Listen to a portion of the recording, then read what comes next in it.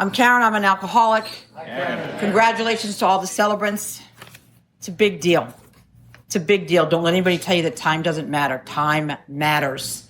I'm not a proponent of whoever woke up first today has the most sobriety. Time matters.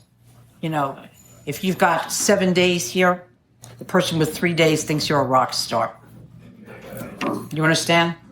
So you just give it away. Okay, so we're going to talk about the third step tonight and the time we have left. We're going to blow through this because it's dicey. And next week when we come in for the fourth step, it gets spicy. So here we are. I am Carin. I'm an alcoholic. My sobriety date is September the 8th, 1988, and I did get sober in New York City at First Things First, and I still go to that meeting on Zoom once a week to do service at my home group. So I want to talk a little bit about where we came from. We all understand, I think most of you have been here for the past couple of weeks, we all understand the acceptance of the first step, that I realized that I was powerless over alcohol when I was drinking it, and my life was unmanageable when I wasn't. And again, if either one of those things are not true for you, there's the door. All you have to do is put down your alcohol and you'll have a great life. You'll never have to come back here. And step two got a little scary because it introduced something that might be able to help me. I kind of think of it, because I'm a romantic, I kind of think of it as being introduced to what will be my most important relationship. That's it. They don't tell you what it is. They just tell you that you're going to meet somebody in AA. There's nothing called AA is to meet somebody in AA. And you meet somebody in the second step. But here's the problem. For an alcoholic like me, it's really difficult. The first three steps, this acceptance that I cannot drink and I cannot not drink, and I'm screwed. So you're telling me that there's a thing out there that I have to believe in something, and it doesn't matter what it is. It could be almost anything. And if you're around long enough, you'll hear about all the other things that people believe in. Whether you make it the rooms of AA, or you make it God, or you make it a doorknob. And by the way, there are no old timers out here who believe in the doorknob. The doorknob goes away somewhere in your first year of sobriety when you realize that you cannot depend on the doorknob. So, what happens is that we get caught up in this. And it's extremely painful for the simple reason that I am unwilling. This alcoholic, I'm unwilling to do something that I don't think is going to do anything for me, that I don't believe in. I am not willing to take the actions for something that I don't believe in. And if you're an alcoholic like me, that's really hard, because that comes down to the condensed version of that is I don't trust you. I don't trust anybody. In the old days, you used to have these speakers come up here at the end of the meeting. It was horrible, actually. They'd say, if nobody loves you today, I love you. It's like so obnoxious. Nobody ever got up here and said, if nobody told you they trust you today, I trust you. We don't trust as alcoholics. So all of a sudden we find ourselves on the third step, and we've done like a little bit of a bait and switch, like it tell you in the second step, it doesn't matter what you believe in, and all of a sudden they're calling it God in the third step. Like, what happened with that? I don't know where that came to, but I had to learn to believe in something, whatever that was going to be, because that was the thing. And this is what I was told. The most important thing was not what I believed in, was that I learned how to believe in something that it was going to do enough things for me and allow me to take enough actions so that I did not have to have a drink to stand my life. That was it. Wasn't going to make me a better person, wasn't going to make me nicer, kinder, any richer, anything like that. It was just going to allow me to live my life without having to have a drink to stand it. And for an alcoholic of my type, that's a tall order. A tall order. Because when the going got rough, I got going. That's the bottom line. So you don't have to know what it is. That's what I want to tell you. You don't have to know what you believe in. You don't have to know anything. But I will tell you this, that our success rate in Alcoholics Anonymous is tiny. Tiny. It's like, 6%, something like that. Tiny. Because people in this room die because they refuse to believe in something that they feel that they don't want to believe in. You got to show it to me. And it never happens. It never happens. And if you're an alcoholic like me, whatever I believed in changed. It became fluid the longer I was sober. So, when we get to the third step, it talks about this decision. We made a decision. And if you're like me, you'd hang around these rooms long enough and you're hearing people talk about the third step long enough, and they talk about, how many frogs are on the log. I don't really care. I don't care how many frogs are on the log, and then how many made a decision to jump off and how many are left. I don't really care.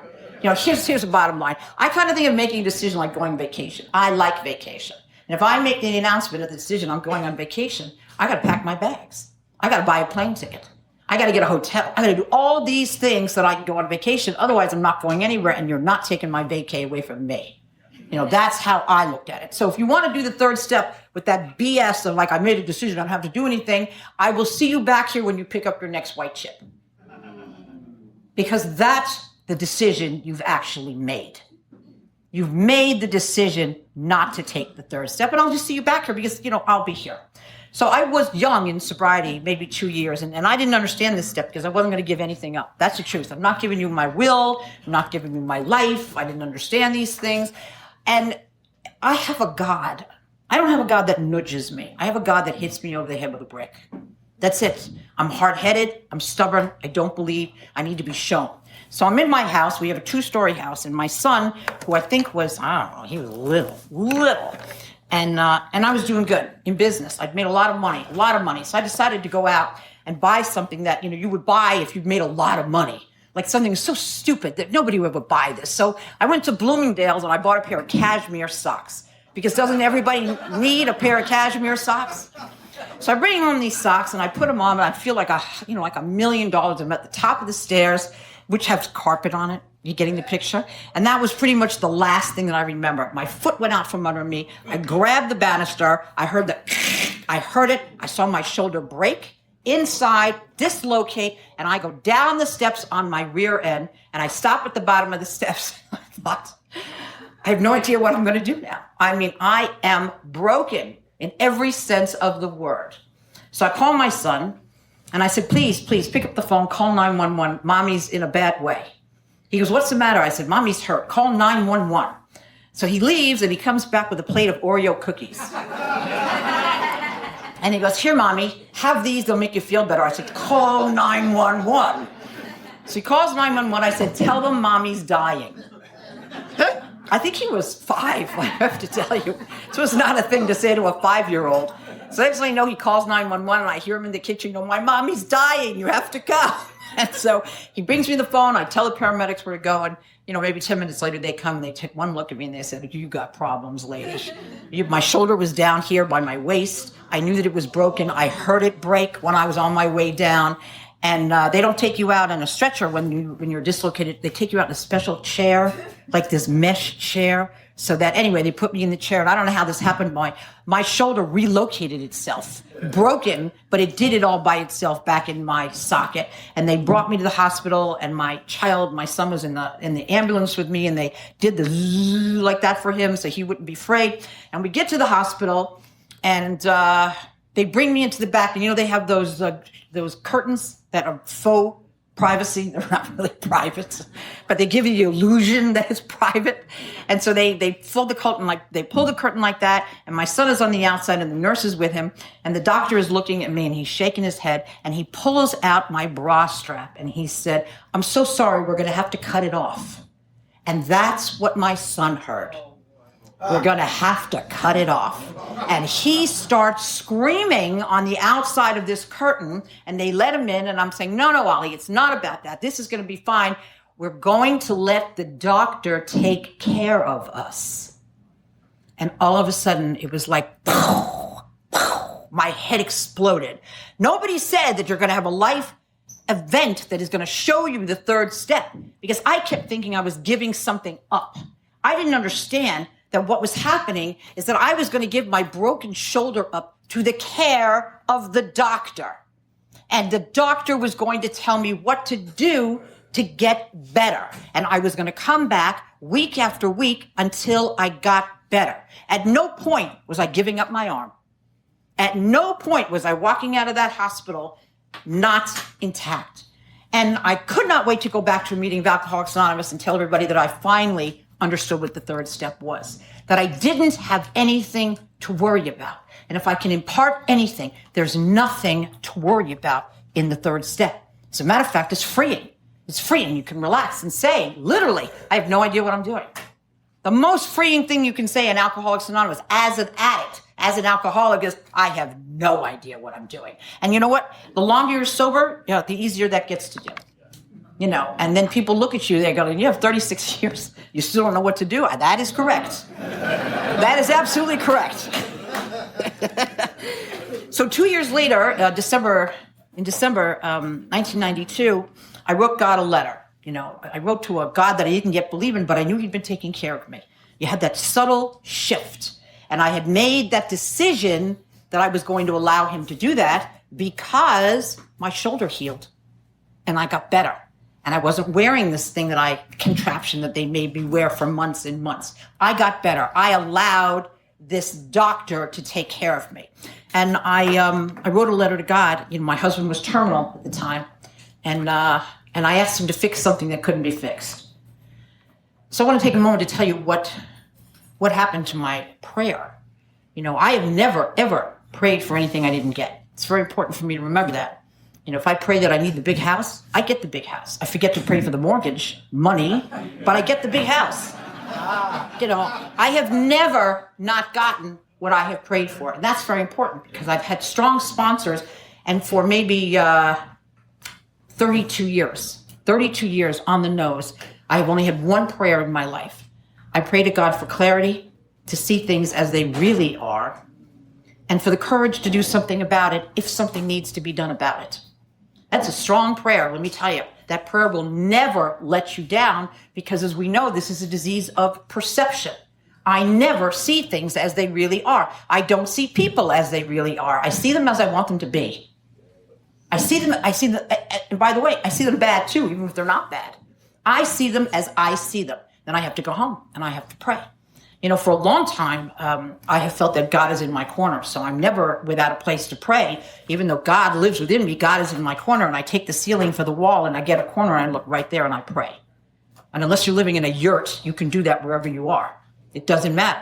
And so I look in the corner and I literally said, I need you to fix him. I need you to make him better. I've had enough of this and we're falling apart as a family. So you need to do this. I asked God to fix something that couldn't be fixed because I had a habit of testing God, not trusting God. That's super important for alcoholics of my type, that I tested God repeatedly and almost never trusted God. So it brings me to our third step prayer, which I just love to death. Thank God Albert, my sponsor, made me say the third step prayer every day for the first 3 years of my sobriety. So there are some meetings out there, they end the meeting, with the third step prayer, and I know it. But more importantly, I know what it means. And it's a lot like some of these steps where we say it and we think we know it, and we have no idea what this looks like. We don't know what it means at all. So what it talks about here, that I offer myself to thee to build with me and do with me as thou wilt. I guess that's God's will, but clearly, I got to tell you, I have no idea what God's will is. I have a hint. I have an understanding.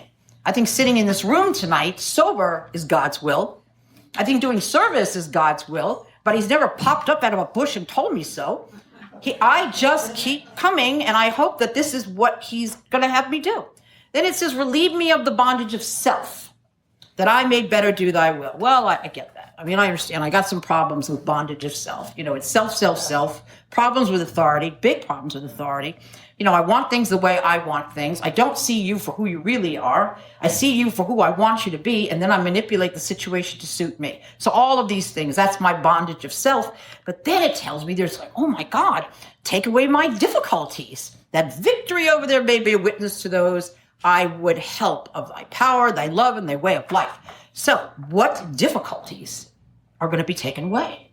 Well, I can make a list, except for one problem. The only difficulty that is being taken away is one they already told me that I have the difficulty of the bondage of self. That's my difficulty. So that is what the third step is going to take away, is the bondage of self and nothing more. But when the bondage of self is removed, all of a sudden you turn around, you can see. You can literally see what's going on when you're not so self-obsessed. And by this time in my sobriety, I had posse. And I have to tell you that by the time you do the third step, get a posse. because things get a bit hairy when you're in the third step because you're walking around talking to yourself. People don't know you're talking to God. But you're talking to yourself. So get a posse, even if they're not listening to you. So you can talk to another human being and tell them what's going on, and they will say things to you like, "How do you know that? How do I get that? How did you figure that out? Show me what to do." I talk to God all the time, but the problem is that if I'm not going to trust God, who am I going to trust? You? That's a real question. You? I've been to human help. Human help failed me. I don't have little problems. I have big problems. You think I'm going to trust you? What are you going to do? So if I can't trust you, I'm only left with one entity to trust, and that's God. And the sooner you make that decision, the lighter your load's going to get. The steps are designed, by the way, whether you like it or not, the steps are designed to bring God into our lives, whether you want it to or not. You can fight it until the 12th step. I really don't care. It's in there.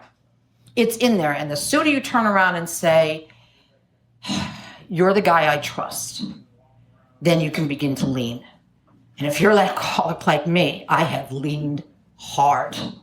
I have a big God, a strong God. I had a sponsor that said, make a list of what you want God to be. Make a list of the human attributes that you want God to have. I wanted non-judgmental. I wanted big, strong shoulders. I wanted lots of things in my God. My God is every one of those things. Every one of those things, my God possesses us. So that's critical, because my God can't be your God, and your God can't be mine. I don't understand your God, and you'll never understand mine. But it's who I talk to, and I talk to God from the moment I wake up in the morning until all through the day until I go to sleep at night, because I have to. So I want to say this: if you're having problems with God, use your sponsor. But I can tell you right now, your sponsor is not God. You're going to figure that out very quickly. And the answer is not to get a new sponsor, because I tried that and they weren't God either. You just keep trying it, but it's not enough. A great sponsor, but a sponsor is not enough. And I know that is not a PC thing to say in the rooms of Alcoholics Anonymous, but your sponsor is not enough. And especially if you have a sponsor that has a different idea of what to do with God. We've talked a little bit about having the intellectual type of God and the spiritual type of God. And I don't know what I have. He lives so far deep in me. I'm a believer that there's a piece of velvet on your heart. That for some reason, in all the things that I did in 25 years of drinking and drugging, that one little piece of velvet never got soiled. I don't know why. Never did. That's where my God is. That's what he protects. That piece of velvet will never be soiled as long as I have God inside of me. So I want to talk to you a little bit about what happens to us when we take this third step. Not decide and figure out what we're deciding, but we do it.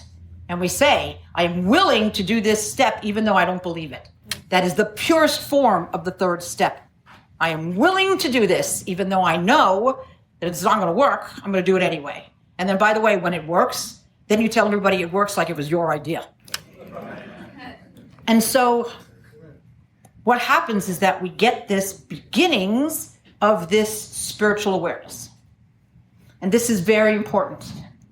So when we get this beginnings of a spiritual awareness, we make a big mistake. Everybody makes it. I made it. Everybody makes it. We start to tell people about it. We say, oh, I felt like this, and this happened to me, and I got this spiritual feeling. And I want to tell you that I've learned how to do that, and that's not the way.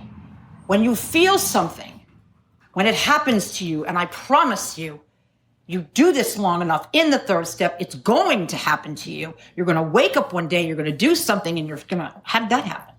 And the most evident way that this is going to show itself to you is when you get up there and you had 88 days, and the next thing you know, you got 45. I can't tell you how that happened.